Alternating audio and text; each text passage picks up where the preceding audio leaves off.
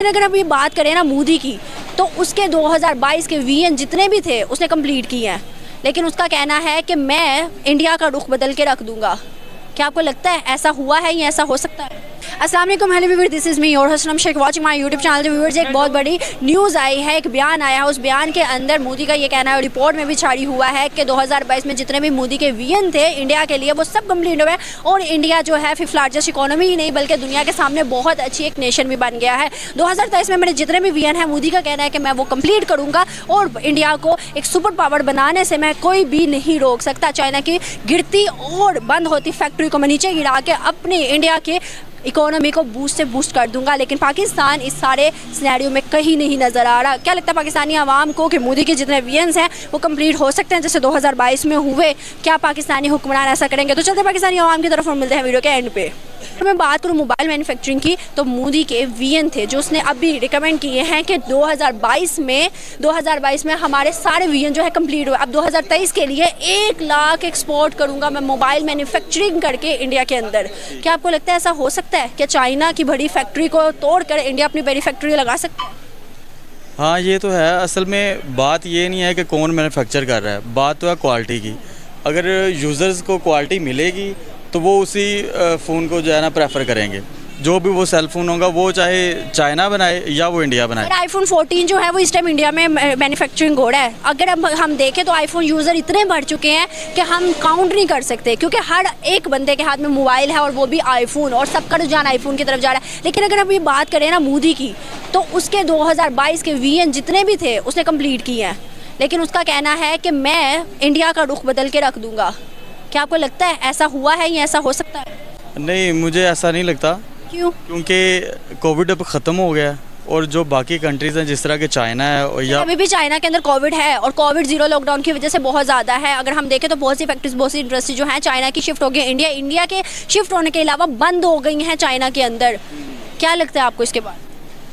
इसके बाद अभी मेरा जो ख्याल है कि वो इंडिया इस हद तक नहीं जा सकता, लेकिन उसमें ये है, मैं बेसिकली जो बेसिक नीड है उसके बारे में बात करूँगा।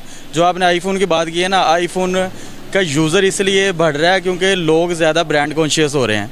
ठीक है, हम भी शुरू में स्टार्ट में हम भी ब्रांड नहीं पहनते, लेकिन हम भी अब ब्रांड की तरफ जा रहे हैं। तो आईफोन की हद तक तो ये है कि ये ब्रांड कॉन्शियस होने की वजह से लोग जो है ना ज़्यादा इस्तेमाल कर रहे हैं। अगर हम देखें ना तो लोकल मैन्युफैक्चरिंग पाकिस्तान के अंदर नहीं है, लेकिन अगर हम देखें असेंबलिंग हम जितनी करते हैं, अगर इंडिया की बात करें तो लोकल मैन्युफैक्चरिंग कर रहा है वो इंडस्ट्री भी उस बेस पर लगाता है जब उसकी इंडस्ट्री को, उसके मुल्क को फ़ायदा होगा। अगर हम इंडिया की बात करें ना तो उसका ये कहना है कि वो चाइना की फैक्ट्री को मुकम्मल तोड़कर, और IMF की रिपोर्ट है, वर्ल्ड बैंक की भी एक रिपोर्ट है, उनका कहना है कि चाइना के पास 2nd लार्जेस्ट इकोनॉमी इंडिया की होगी और आने वाला जो फ्यूचर है वो किसी ने नहीं देखा।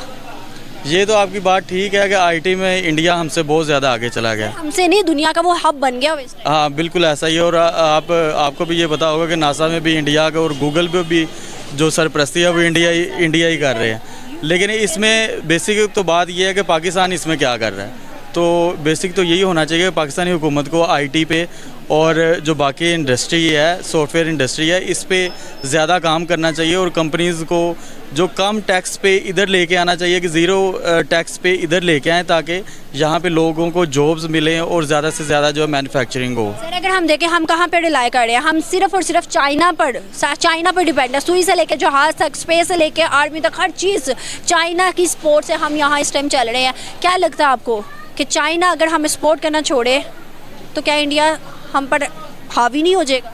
बिल्कुल ऐसा ही है। चाइना का एक बहुत बड़ा हाथ है हम पे, जिस वजह से इंडिया भी जो हमसे कतराता है जंग करने में या किसी भी मसाइल में पड़ने से। तो चाइना के साथ हमारी जो दोस्ती है उसका एक मुल्क या एक इंसान आपको कब तक सपोर्ट करेगा? ये भी है, लेकिन हमारे अब जो CPEC है, अगर आप उसके बारे में स्टडी करें तो CPEC की वजह से चाइना हम पे डिपेंडेंट है। हमारे CPEC की बात करते हैं ना, इसमें सारा रद्द-ए-अमल चाइना का ही है ना, चाइना का वर्क है, चाइना का काम है, हर चीज़ CPEC पे चाइना का है। अगर हम बात करें ना करे, अगर पाकिस्तान डिफ़ॉल्ट की तरफ जाता है, पाकिस्तान की इकोनॉमी और गिरते रिजर्व अगर डिफ़ॉल्ट की तरफ जाता है, तो चाइना ये क्लेम नहीं करेगा CPEC का सारा काम मेरा है, CPEC का सारा निज़ाम मेरा है, CPEC के ऊपर जितना भी किया है वो मेरा है। नहीं, ऐसा नहीं है, क्योंकि जितने मुआहदे अभी तक पाकिस्तान के चाइना के साथ हो चुके हैं वो इन मुआहदों से फिर तो नहीं सकता, क्योंकि उन्होंने यहाँ पे करोड़ों डॉलर की इन्वेस्टमेंट, अरबों डॉलर की इन्वेस्टमेंट की हुई है, वो इससे ऐसे ही पीछे नहीं हट सकते। ये एक दोस्ती थी जिसकी वजह से उन्होंने ये, उनकी मजबूरी भी थी, क्योंकि बाई एयर उनको जो है कॉस्ट बहुत ज़्यादा पड़ती थी और बाई रोड उनको बहुत कम पड़ेगी, और जो बहरी सफ़र है उसमें भी कॉस्ट उनको बहुत ज़्यादा पड़ती थी। तो इस वजह से वो हम पे डिपेंडेंट है चाइना, और इस मेरा ये ख्याल है, अपना व्यू है कि चाइना हमारे साथ कभी भी ताल्लुकात ख़राब नहीं करेगा। सर, एक और आखिरी सवाल मेरा आपसे ये है, जैसे लोकल मैन्युफैक्चरिंग इंडिया के अंदर है, आपको क्या लगता है उस मैन्युफैक्चरिंग को बूस्ट करने वाली इकोनॉमी के पीछे क्या राज है? क्या उनकी गवर्नमेंट, क्या उनके अवाम की जमहूरियत, या कोई और चीज़?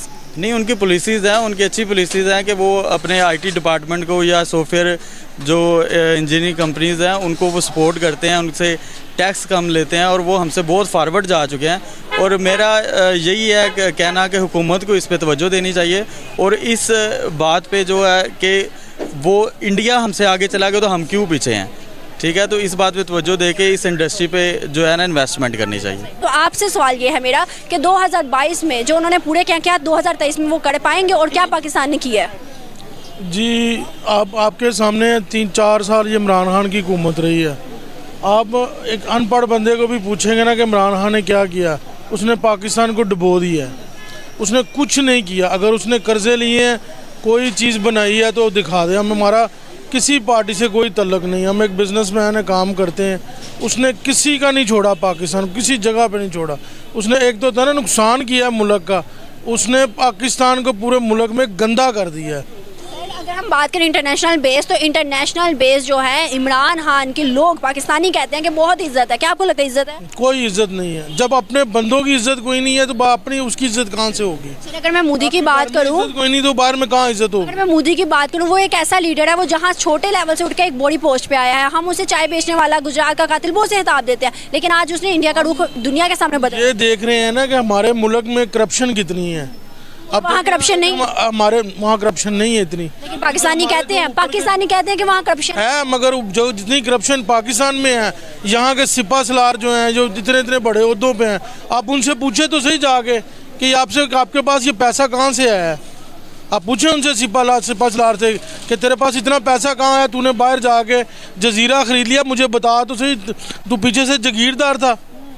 मगर हम कोई भी नहीं पूछ सकता उनसे। सही बात है। अगर मैं बात करूँ सर मैन्युफैक्चरिंग की, लोकल मैन्युफैक्चरिंग, आपको पता है हम जो है डिपेंड है चाइना पर, सुई से लेकर जहाज़ तक, स्पेस से लेकर हर सेक्टर में चाइना की मदद से इस टाइम पाकिस्तान की जो है मैन्युफैक्चरिंग है वो चल रही है। मैन्युफैक्चरिंग अपनी नहीं है, लेकिन अगर हम इंडिया की बात करें तो हमारे बरसगीर में अलग होने के बाद हमने वो तरक्की नहीं की जो इंडिया ने की है। क्यों, कैसे? अभी मैं आपको बात बता रहा हूँ कि अभी आप डॉलर टीवी के ऊपर देख रही हैं कि डॉलर 2 रुपये 31 पैसे का है, तो लेने जाएं तो 50 में भी नहीं मिल रहा। कोई पूछता ही नहीं किसी को। इधर बिजली नहीं मिलेगी तो इंडस्ट्री कहाँ से चलेगी? हमारे काम थे, हमने बंद कर दिए हैं सारे। अब हम तुर्की जाने का सोच रहे हैं। क्यों? इधर से जाकर उधर काम करने का सोच रहे हैं। टर्की ही क्यों? टर्की एक अच्छा शहर है, एक मुसलमान मुल्क है, उधर हर चीज़ की इस टाइम सहूलत है। अगर हम देखें हमारे जितने आसपास के अरब ममालिक है, दुबई हो गया, बांग्लादेश हो गया, या जितने भी ओमान हो गया, वो सब स्टेबल है सिवाय पाकिस्तान के। उसकी वजह है उधर इंसाफ मिलता है। इधर गाड़ी ठुक जाए, बंदा को जिसकी गाड़ी ठुकी होती है वही अपने को बचा रहा होता है, मैं घर चला जाऊँ। उधर दुबई में कोई गाड़ी ठोके हैं तो उसी टाइम उसको पैसे ना देने पड़े 5 मिनट के अंदर, वो माफिया मांगनी शुरू कर देगा अगले बंदे से। अगर मैं चाइना की बात करूँ ना, इस टाइम कोविड की वजह से जीरो लॉकडाउन है, और जीरो लॉकडाउन की वजह से उनकी बहुत सी ऐसी इंडस्ट्री, कंपनी, फैक्ट्रीज हैं जो बंद होकर इंडिया चली गई हैं। और मोदी ने कहा है, सर एक मिनट, मोदी ने कहा है कि चाइना की फैक्ट्रियाँ, इंडस्ट्री को मैं ख़त्म करके नीचे गिराकर मैं अपने मुल्क की इंडस्ट्री को बढ़ाऊंगा। क्या आपको लगता है ऐसा हो सकता है? नहीं, बहुत मुश्किल, बहुत मुश्किल। 5th लार्जेस्ट इकोनॉमी बन गई। मोदी इतना पावरफुल आदमी नहीं है जितना चाइना पावर हो, जितने वो मेहनती हैं हमारे पाकिस्तान में इतने मेहनती नहीं। चाइना की जो लेबर है उसको छोड़ के इंडिया की लेबर को लोग पसंद करें, क्यों? क्योंकि वो सस्ती है। हाँ, ये हो सकता है सस्ती। अगर मैं बात करूँ 5th लार्जेस्ट इकोनॉमी भी इंडिया बन गया। इसके अलावा बहुत सी ऐसी चीज़ें, बहुत से ऐसे इवन के आई.टी. सोचे, हर जगह पे काम हो रहा है, हर जगह पे मंसूबे लग रहे हैं, हर जगह पे लग रहे हैं।